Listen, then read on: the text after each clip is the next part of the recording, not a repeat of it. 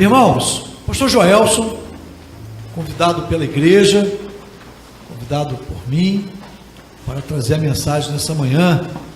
Pastor Joelson é pai do Mateus, um dos nomes mais bonitos dessa igreja, depois vem Rita, né, o nome mais bonito. Pastor Joelson, casado com a Renata, pai do Mateus. Pastor Joelson lidera a PEC, Aliança Pro Evangelização de Crianças. É um pastor batista lá da igreja Batista de Campo Grande, eu não lembro agora o nome da igreja, ele vai falar, PIB de Campo Grande, mas está mais para cá do que para lá, e frequenta muito a nossa igreja, contribui aqui conosco, nessa manhã nos trará a palavra de Deus. Deus, obrigado pela vida do pastor Joelson, abençoe a sua vida, sua família, seu ministério, e agora trazendo a palavra para os nossos corações, no nome de Jesus, amém.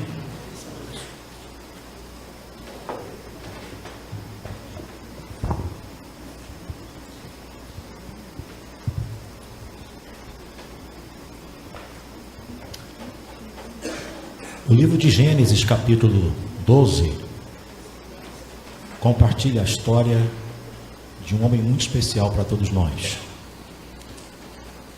Abraão, que depois de conhecer o Senhor de maneira profunda, é chamado de Abraão.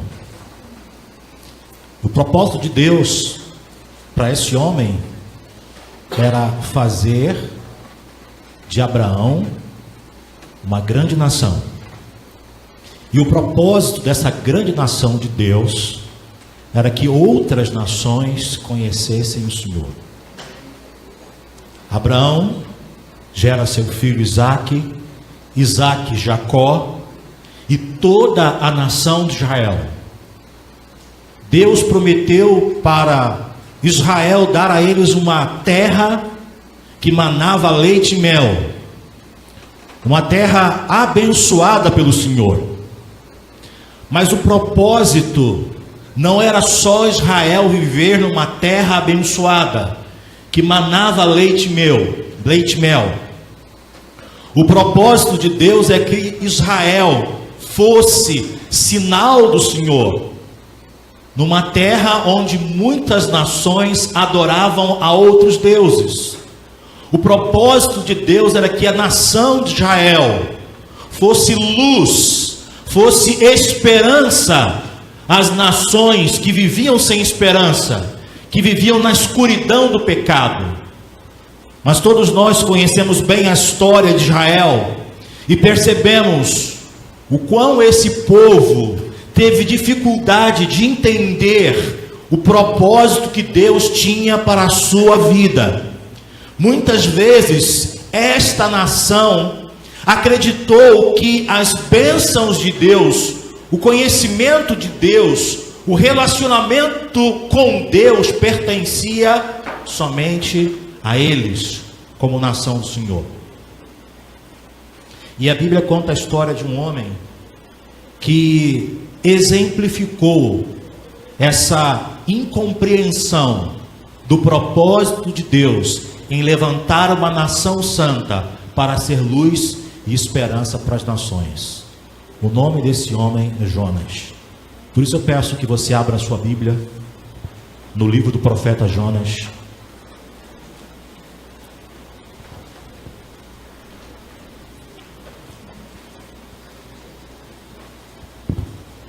capítulo 1.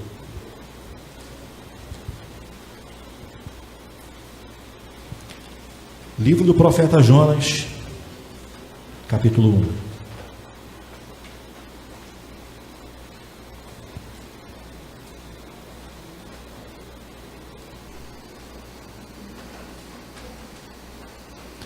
Faremos a leitura do verso 1 até o verso 17.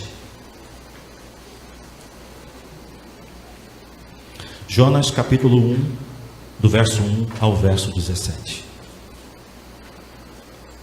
A palavra do Senhor veio a Jonas, filho de Amitai, com esta ordem: vá depressa à grande cidade de Nínive e pregue contra ela, porque a sua maldade subiu até a minha presença. Mas Jonas fugiu da presença do Senhor, dirigindo-se para Tarsis. Desceu à cidade de Jope, onde encontrou um navio que se destinava àquele porto. Depois de pagar a passagem, embarcou para Tarsis para fugir do Senhor. O Senhor, porém, fez soprar um forte vento sobre o mar, e caiu uma tempestade tão violenta que o barco ameaçava arrebentar-se. Todos os marinheiros ficaram com medo e cada um clamava a seu próprio Deus. E atiraram as cargas ao mar para tornar o navio mais leve. Enquanto isso, Jonas, que tinha descido ao porão e se deitara, dormia profundamente. O capitão dirigiu-se a ele e disse: como você pode ficar aí dormindo? Levante-se e clame ao seu Deus. Talvez ele tenha piedade de nós e não morramos. Então os marinheiros combinaram entre si: vamos lançar sortes para descobrir quem é o responsável por essa desgraça que se abateu sobre nós. Então lançaram sortes e a sorte caiu sobre Jonas. Por isso lhe perguntaram: diga-nos, quem é o responsável por essa calamidade? Qual a sua profissão? De onde vem? Qual a sua terra? A que povo você pertence? E ele respondeu: eu sou hebreu, adorador do Senhor, o Deus dos céus, que fez o mar e a terra. Então os homens ficaram apavorados e perguntaram: o que foi que você fez? Pois sabiam que Jonas estava fugindo do Senhor, porque ele já lhes tinha dito. Visto que o mar estava cada vez mais agitado, eles lhe perguntaram: o que devemos fazer com você para que o mar se acalme? Respondeu ele: peguem-me e joguem-me ao mar, e ele se acalmará, pois eu sei que é por minha causa que essa violenta tempestade caiu sobre vocês. Ao invés disso, os homens se esforçaram ao máximo para remar de volta à terra, mas não conseguiram, porque o mar tinha ficado ainda mais violento. Eles clamaram ao Senhor: Senhor, nós suplicamos, não nos deixes morrer por tirarmos a vida deste homem. Não caia sobre nós a culpa de matar o inocente, porque tu, ó Senhor, fizestes o que desejavas. Em seguida pegaram Jonas e o lançaram ao mar, enfurecido, e este se aquietou. Ao verem isso, os homens adoraram o Senhor com temor, oferecendo-lhe sacrifício e fazendo-lhe votos. O Senhor fez com que um grande peixe engolisse Jonas, e ele ficou dentro do peixe 3 dias e 3 noites. Vamos orar mais uma vez. Ó Senhor, aqui estamos diante da Tua palavra mais uma vez, e cremos que a Tua palavra é a verdade. E pedimos, Senhor, que o Senhor ilumine os olhos do nosso coração, para que entendamos a Tua palavra e apliquemos com sabedoria a nossa vida. Muito obrigado por estar com meus irmãos nessa manhã, e oro grato a Ti, em nome de Jesus. Amém. Quando você lê a história de Jonas, qual é a primeira imagem que vem à sua mente sobre a vida do profeta? Pode falar. Fujão. Quando eu estou diante dos alunos do treinamento da PEC, eu faço essa pergunta a respeito da primeira imagem que as crianças lembram do profeta Jonas. Eles sempre dizem: Jonas na barriga do grande peixe. E eu digo para eles que é uma tristeza resumir a história do profeta Jonas ao episódio de Jonas no ventre do grande peixe. Porque Jonas não é o personagem principal desse livro, e nem o grande peixe. Nínive também não é. O livro do profeta Jonas não fala sobre Jonas diretamente. O livro do profeta Jonas não é sobre um grande peixe. O livro do profeta Jonas não é sobre uma grande cidade. O livro do profeta Jonas é sobre um grande Deus, um Deus de misericórdia, um Deus de compaixão, um Deus de graça, um Deus de salvação. Jonas, a história de Jonas não pode ficar presa apenas ao episódio do profeta no ventre do grande peixe. O propósito de Deus em fazer que esse livro fosse escrito era para que você e eu pudéssemos conhecer quem é o nosso grande Deus, o nosso poderoso Deus, o Deus que nós servimos, o Deus que quer fazer da minha vida e da sua vida luz para aqueles que estão em trevas, o Deus que quer fazer da minha vida e da sua vida um instrumento em suas mãos para aqueles que estão sem esperança possam conhecer a verdadeira esperança. Quando leio esse primeiro capítulo, eu penso na seguinte frase: obedecendo o chamado de Deus. E eu gostaria de dividir esta pequena porção que lemos em 3 partes principais. A primeira parte é: Deus dá ao seu mensageiro uma ordem. E essa parte compreende o versículo 1 ao versículo 3. Deus dá ao seu mensageiro uma ordem.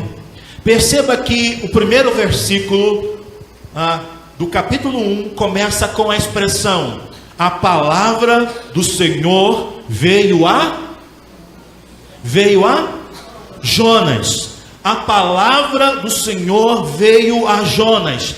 Essa não é uma expressão comum, não é uma expressão corriqueira, sem significação.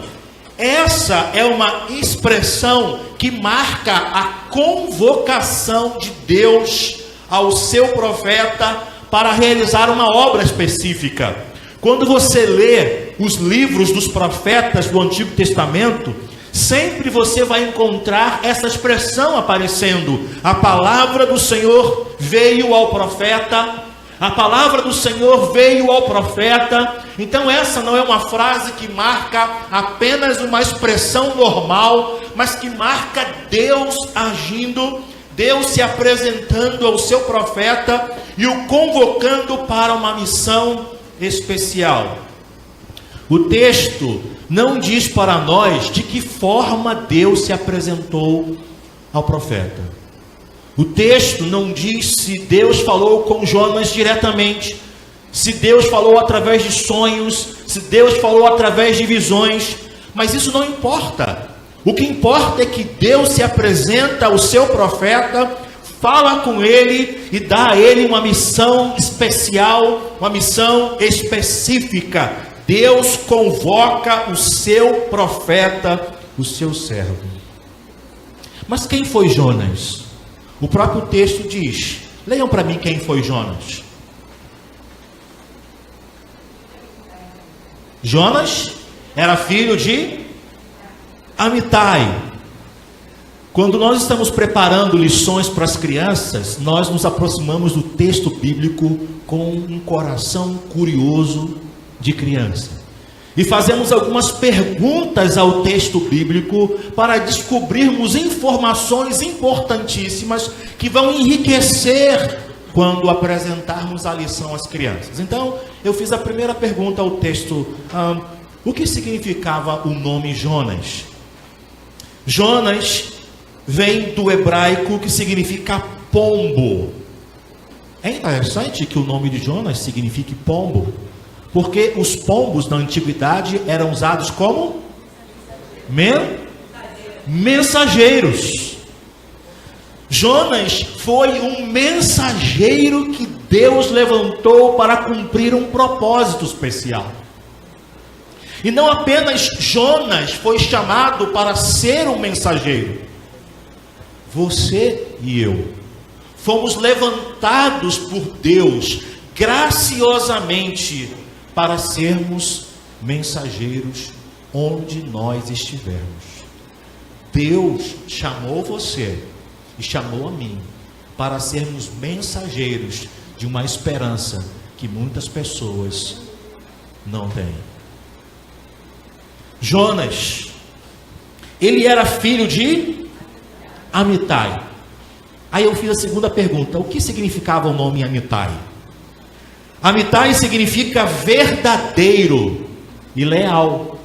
E você sabe que na antiguidade era costume ligar o nome a um fato que acontecia no nascimento ou uma expectativa para aquela criança que havia nascido. E eu fiquei pensando que talvez o pai de Jonas tenha sido uma boa referência para o seu filho. O seu nome significava verdadeiro, leal. E como é importante para filhos crescerem ao lado de pais que são boas influências, boas referências, de verdade, de lealdade e de integridade. As crianças estão construindo a sua compreensão de mundo e a sua compreensão de fé cristã, crianças na igreja, também através daquilo que eles estão observando a gente fazer. Eles olham para nós, observam o que nós estamos fazendo e começam a codificar a fé na sua cabeça. E o desejo que Deus tem para nós, como adultos, é que sejamos referência de fidelidade, de lealdade, de integridade para as crianças que estão à nossa volta. Quero abrir um parênteses e contar a experiência de um pai. Ele morava na Europa, não me lembro bem o país da Europa, mas era um país muito frio. E lá nesse país eles bebiam para esquentar, e quando ficavam quentes bebiam para esfriar. Sempre havia um motivo para beber, né? Então bebiam para esquentar e bebiam para esfriar.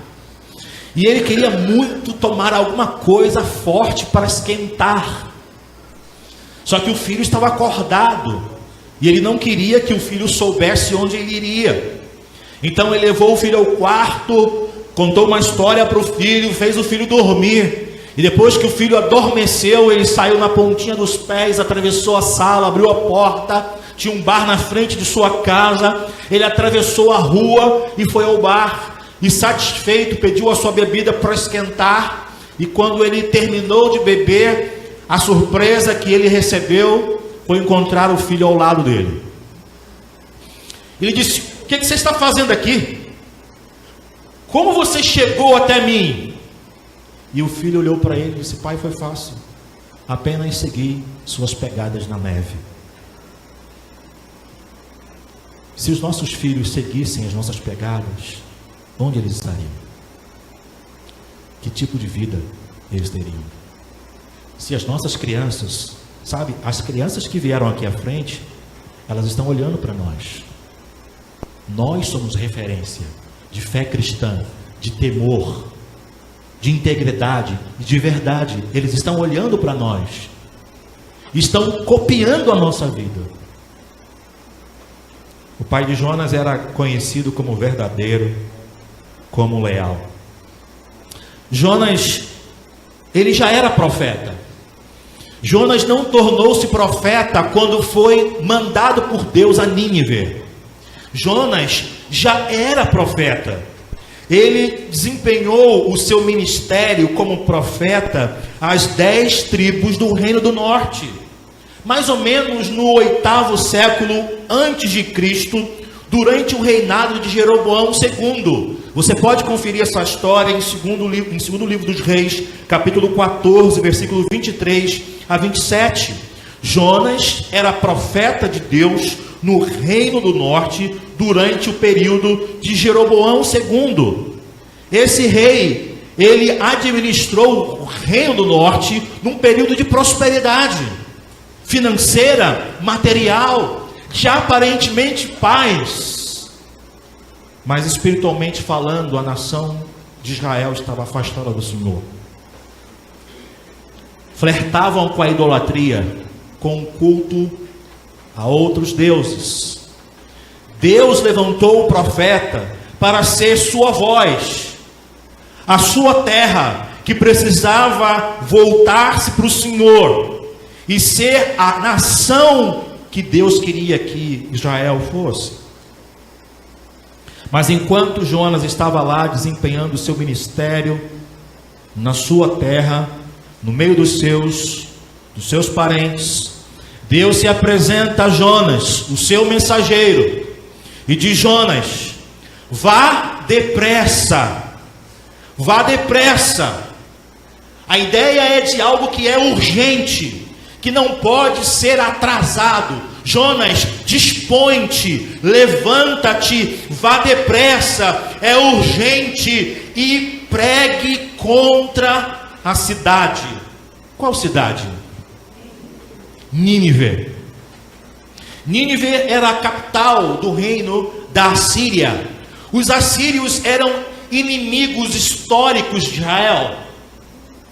O povo de Israel odiava os assírios, porque os assírios eram conhecidos como uma nação perversa, má, corrupta, idólatra, violenta. Eles não deixavam testemunhas das suas grandes conquistas. Eles matavam a nação vencida com requinte de crueldade, com perversidade, com violência terrível. E o Reino do Norte já havia sido, em momentos anteriores, golpeado pelos assírios. Então, essa nação que Deus chama Jonas para ir, era uma nação de um povo que era inimigo de Jonas e de seus irmãos. Mas Deus diz: vá depressa, não demore, levanta-te e vá à grande nação ou à grande cidade de Nínive e pregue contra ela. Denuncia o pecado dessa gente, porque o texto, no final do verso 2, diz assim: porque a sua maldade subiu até a minha presença. Como diz na sua versão? Veja, leiam todos juntos. É igual a minha ou tem uma versão diferente? Porque a sua maldade subiu até mim. Quando Deus manda Jonas ir a Nínive, é para mostrar que a corrupção, que a perversão, que a maldade daquela nação já havia extrapolado todos os limites. Por isso que o texto usa a expressão subiu até mim. Ultrapassou todos os limites. Então vá depressa.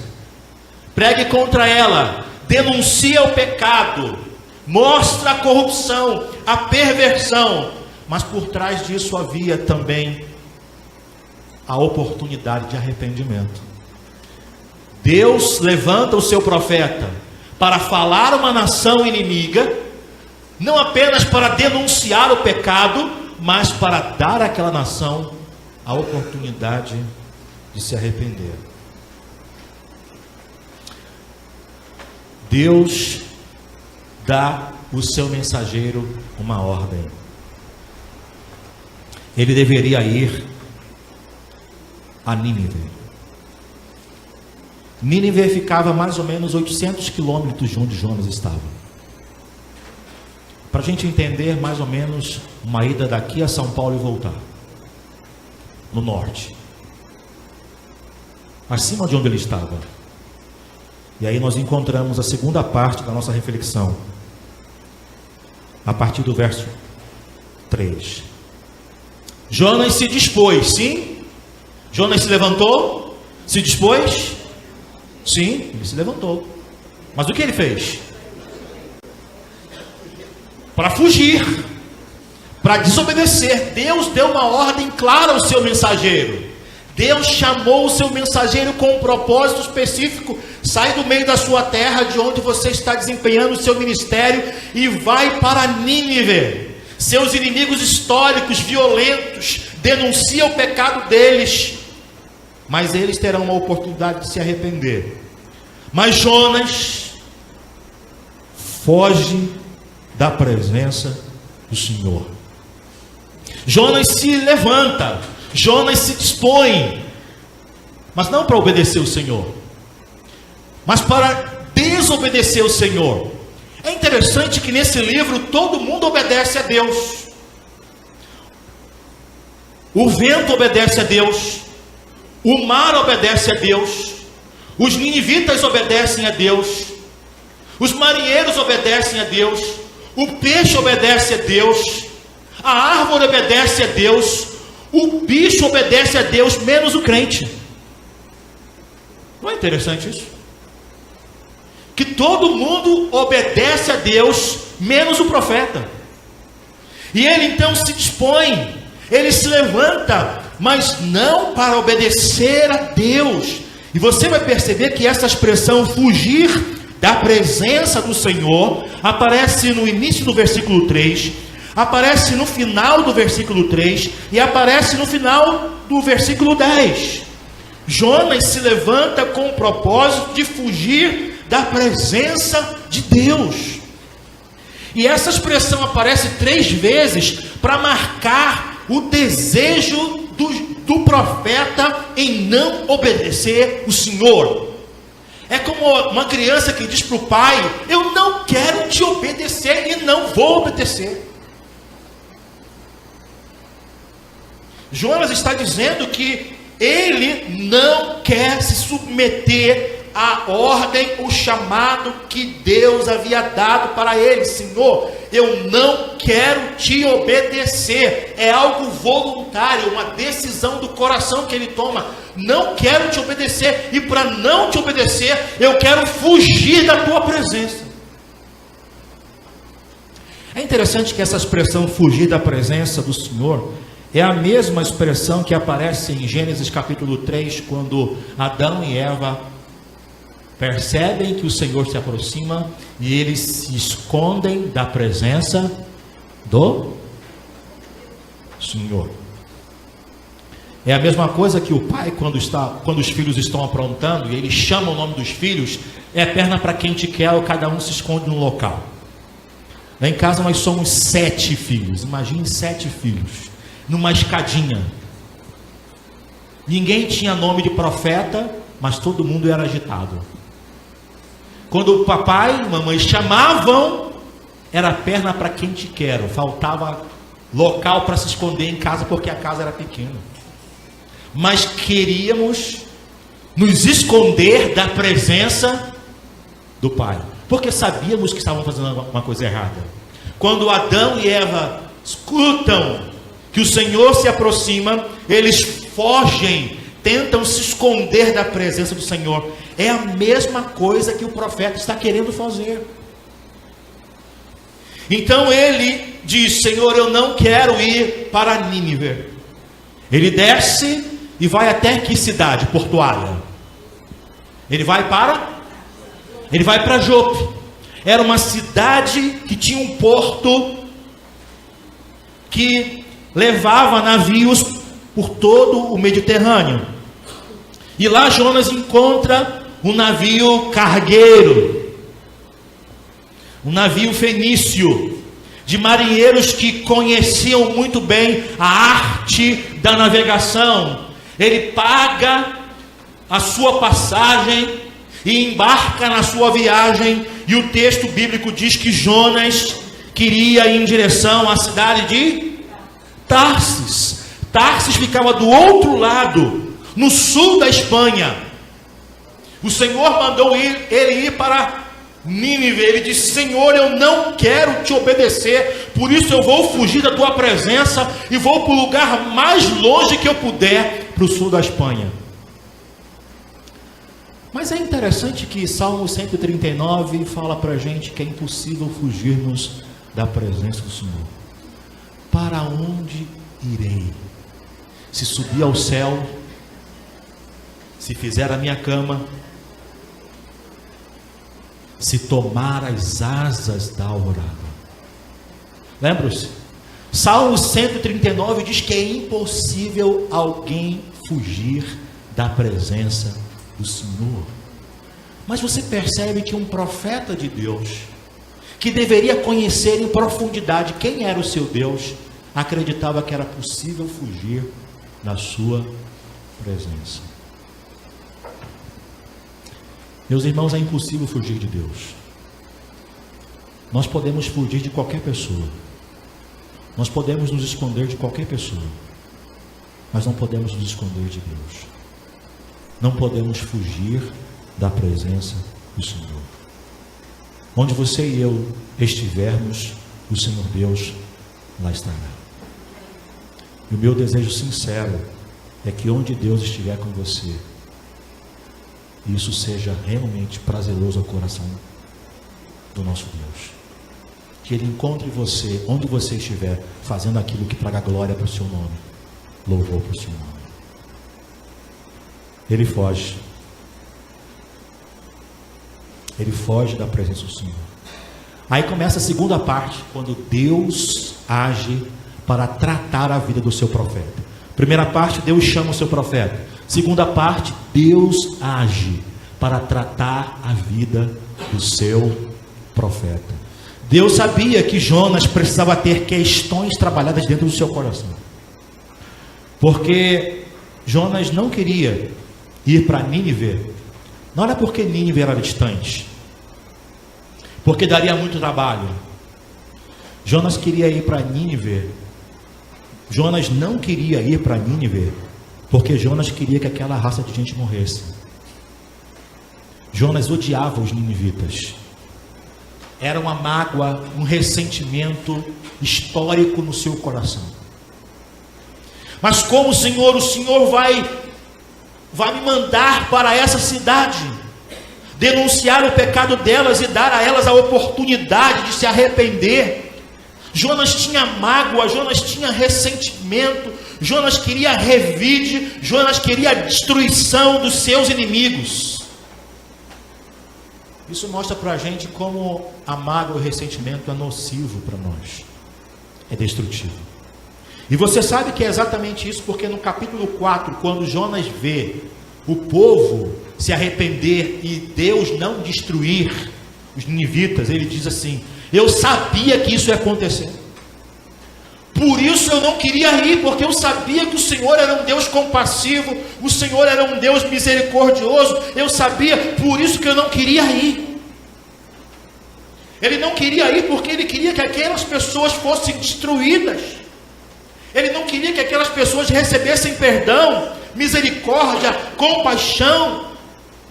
A mágoa, o ressentimento, o desejo de revide estava dominando o coração do seu profeta. E Deus sabia que essas questões precisavam ser tratadas no coração dele. Por isso Deus não desiste do seu profeta. Por isso que Deus estava interessado não apenas naquilo que o profeta faria, mas naquilo que o profeta era na sua vida. Então Deus, no verso 4, vocês podem ler o verso 4 por gentileza?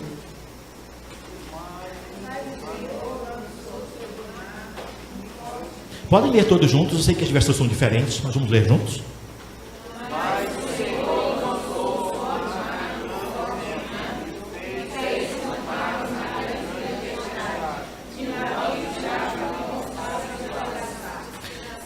Então você vê agora o Senhor indo para pegar o seu profeta, para tratar a vida do seu mensageiro, do seu vocacionado, daquele que Deus levantou, e Deus então impediu o barco de seguir na direção planejada. Deus fez soprar um forte vento sobre o mar, e este forte vento provocou uma tempestade violenta. As ondas brincavam com aquele navio. Não sei se você já alguma vez ficou à deriva no meio do mar à noite. Eu e Renato, nessa caminhada missionária, já ficamos à deriva no meio do mar, no escuro, e no meio do mar você não enxerga nada. Realmente é uma sensação terrível de impotência. O que você pensa é que realmente não tem jeito, não tem solução. Deus foi ao encontro do seu profeta, e Deus impediu os planos de Jonas. Os planos de Jonas, impulsionado pela mágoa, era fugir de Deus, mas Deus não impediu. Deus não permitiu que ele seguisse com os seus planos. A coisa ficou tão feia que os marinheiros fenícios, experientes no mar, eles ficam apavorados. E eu quero dizer para vocês que esses homens eram acostumados. Esse mar continuamente tinha essas tempestades, mas eles perceberam que essa era incomum, que essa não era normal como eles estavam acostumados, que havia algo de sobrenatural, algo de incomum. Por isso eles ficam apavorados e começam cada um a clamar o seu próprio Deus. Eram homens que adoravam a vários deuses, que cultuavam a vários deuses. Talvez alguém do barco, ou um deles, havia afrontado um dos seus deuses, e agora esse Deus estava os punindo com essa tempestade. Por isso eles começam a clamar o seu Deus e buscar socorro no seu Deus. O principal Deus que eles adoravam era Baal também. Baal, eles acreditavam que era o Deus que controlava as forças da natureza, que fazia chover sobre a terra e trazia fecundidade à terra. Eles começam a clamar o seu Deus, mas as orações não são ouvidas. Eles clamam de maneira desesperada, mas nenhuma resposta. E a segunda coisa que eles fazem é atirar as cargas ao mar. Era uma coisa costumeira que se fazia, para aliviar o peso e tornar aquela embarcação mais controlável, navegável. Mas enquanto eles faziam essas coisas, nada se acalmava. Perceba que você vai ter agora um contraste entre a atitude dos marinheiros e a atitude do profeta. Qual é o contraste? Os marinheiros estão desesperados. E o profeta, o que está fazendo? Dormindo. Desceu no porão do navio e adormeceu tranquilamente. Nada vai me impedir. Chegarei com segurança ao local mais longe. Eu acho que Jonas não conhecia tão bem o Senhor. É igual a gente também. A gente trabalha para Deus, a gente fala sobre Deus, só que às vezes a gente não conhece Deus de verdade, ou como Deus é. Aqui é o sono do culpado, do irresponsável. Está dormindo, tranquilamente. E o capitão daquele navio se aproxima de Jonas e faz a pergunta. Qual foi a pergunta que ele faz a Jonas? Pode dizer. O que se passa contigo? O que é que está acontecendo com você? A expressão linda, agarrado no sono. A NVI tirou essa expressão daqui. O que é que você está fazendo aí agarrado no sono? Você conhece alguém que gosta de ficar agarrado no sono? que é difícil de acordar. Minha gente, tem gente assim. O cidadão estava agarrado ao sono. Não era o sono agarrado a ele, a coisa era tão desesperadora que ele estava agarrado ao sono.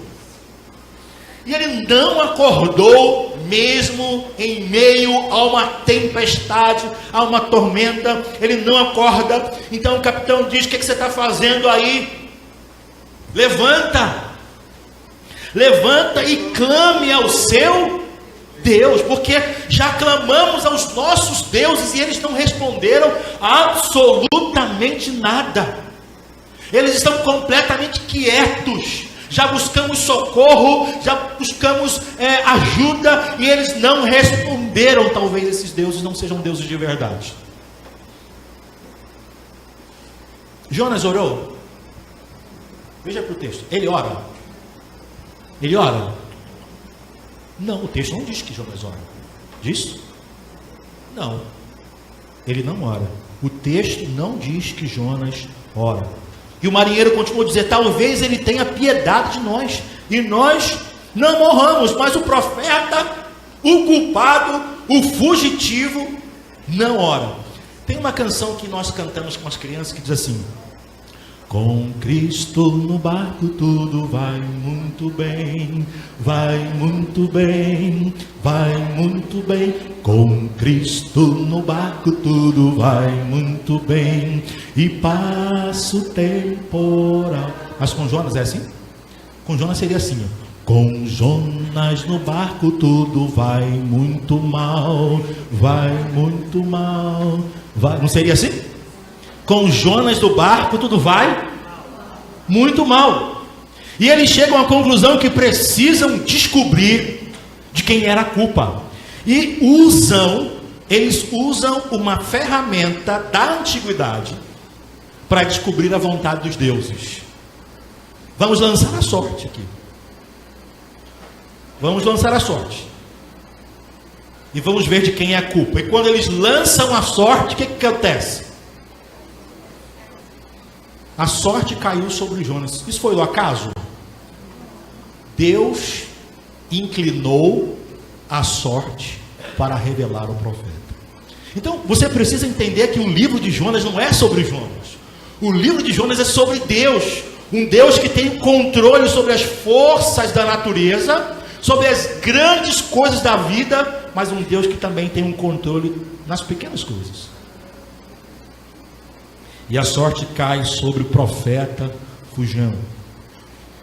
E a pergunta que aqueles homens fazem a Jonas é: diga-nos quem é o responsável por essa calamidade. Qual é a sua profissão? De onde você vem? Qual a sua terra? A que povo você pertence? E Jonas responde. Digam os irmãos, como é que ele responde? Eu sou hebreu e temo o Deus do céu que fez o mar e a terra. É interessante essa apresentação de Jonas. Eu sou hebreu. Ele não diz eu sou israelita.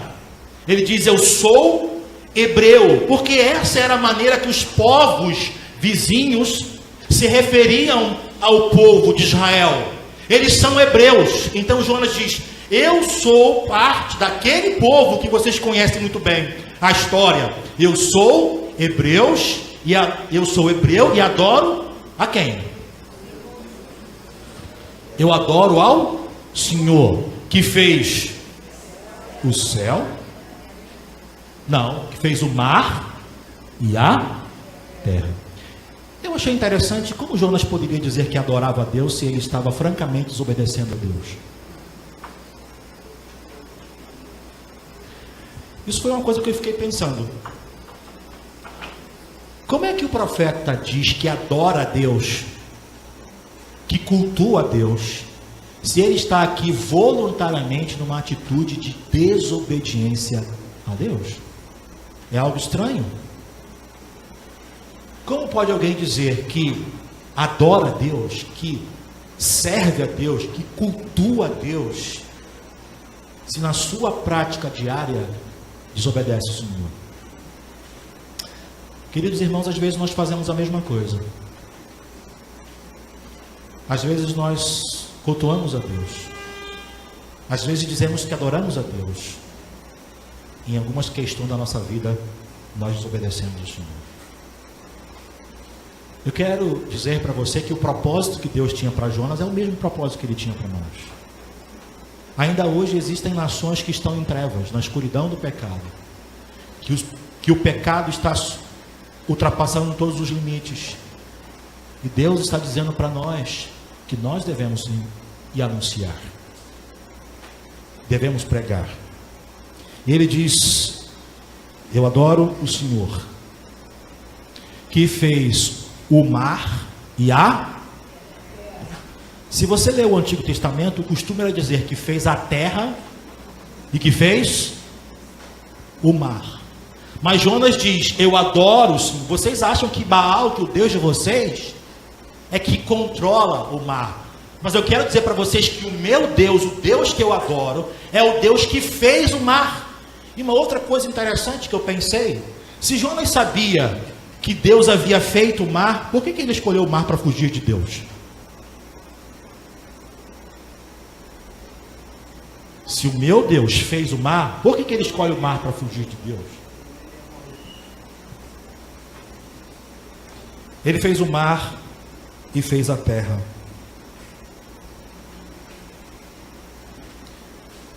Então aqueles homens ficaram apavorados, o texto bíblico diz. E eles perguntam para Jonas: o que foi que você fez? O que foi que você fez de errado? Porque Jonas já havia dito para eles que estava fugindo do Senhor, como diz o verso 10. Mas o mar continuava ficando mais enfurecido e não se acalmava. Então Jonas agora toma uma atitude corajosa. Ele diz para aqueles homens: peguem-me e joguem-me ao mar, e ele se acalmará, pois eu sei, olha a confissão dele, porque eu sei que é por minha causa que esta violenta tempestade caiu sobre vocês. Eu sei agora que eu sou o causador dessa tempestade, por isso me joguem no mar. Ele confessa seu pecado e o seu erro. Mas ao invés disso, o que os homens fazem? O que eles fazem? Eles continuam remando e querem voltar à terra novamente. Mas a Bíblia diz que quanto mais eles remam, mais eles se esforçam, mais a tempestade aumenta, porque não adianta resistir ou brigar com Deus. Não adianta resistir, não adianta brigar com Deus. Então eles oram ao Senhor e pedem a Deus para que eles não fossem culpados sobre a morte do profeta. Eles não queriam carregar essa culpa nas mãos sobre si. E falam de matar um inocente, mas Jonas não era inocente. E eles dizem: porque tu, ó Senhor, fizestes o que desejas. Homens que não conheciam a Deus declaram crer que o Senhor, o Deus dos céus, era um Deus que fazia o que desejava. Então Jonas é jogado ao mar para morrer. E Jonas acreditava que morreria, que não teria mais jeito. E o mar se acalma. E aqueles homens, vendo tamanho milagre, eles adoram o Senhor e oferecem sacrifícios a Deus e fazem ao Senhor votos.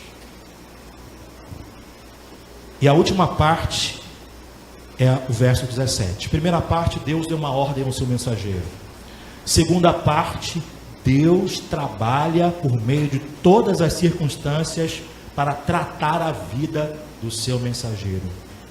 E última parte, Deus age com providência na vida dos seus mensageiros. Quando conto essa história para as crianças, eu sempre mostro para as crianças que o grande peixe, e o texto não dá a gente liberdade para querer descobrir qual é a espécie do grande peixe. Para nós não importa saber qual é a espécie, importa saber que o Deus que nós servimos é um Deus que pode fazer todas as coisas. E o texto começa dizendo que Deus deparou um grande peixe. A ideia dessa expressão deparar é que Deus preparou de antemão um grande peixe para salvar o seu profeta.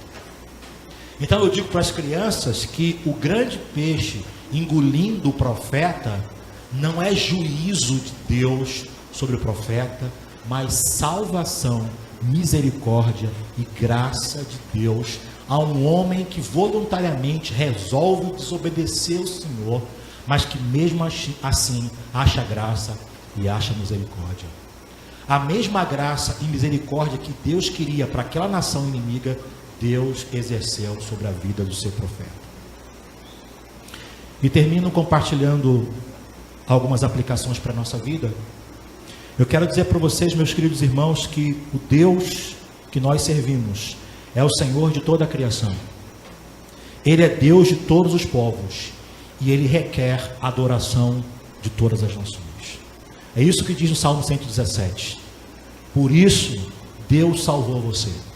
Por isso Deus levantou você.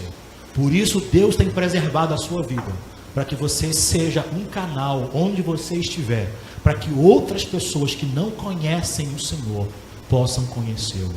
Esse é o propósito de Deus para a sua vida. Esse é o que Deus deseja fazer na sua vida. Mas eu quero dizer para você que Deus tem um chamado para você. Mas Deus não está interessado apenas em você cumprir a missão que Ele tem para a sua vida. Em toda a sua vida, Deus vai sempre trabalhar para ajustar sua vida, sua conduta, seu caráter à vontade dEle. Deus vai usar todas as circunstâncias, todas as experiências que nós estamos vivendo para acertar a nossa vida. Por isso que nós podemos então olhar para Romanos 8 e dizer: e sabemos que Deus age em todas as circunstâncias para o bem daqueles que o amam. A terceira aplicação é que Deus soberanamente escolheu contar com pessoas para cumprir a sua missão. Deus poderia fazer tudo sozinho. Deus poderia usar os anjos, mas Deus voluntariamente resolveu usar a mim e a você. Que privilégio nós temos de sermos usados pelo Senhor. Esse Deus soberano de toda a criação escolheu voluntariamente usar sua vida e a minha vida. Ele está interessado naquilo que vamos fazer para Ele, mas também está interessado em tratar a nossa vida e nos moldar à sua vontade. Deus não desiste do seu mensageiro. Eu quero dizer uma coisa para você: se Deus quiser fazer algo através da sua vida, de maneira pontual, Ele vai fazer. Mesmo que você fuja, mesmo que você corra, mesmo que você tente se esconder, não tem jeito. Quando Deus determina fazer, Ele vai fazer.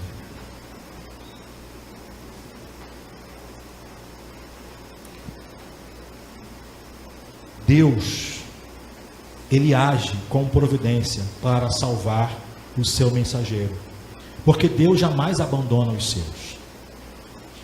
Jonas quis abandonar a Deus, mas Deus não abandonou Jonas, e Deus jamais vai te abandonar.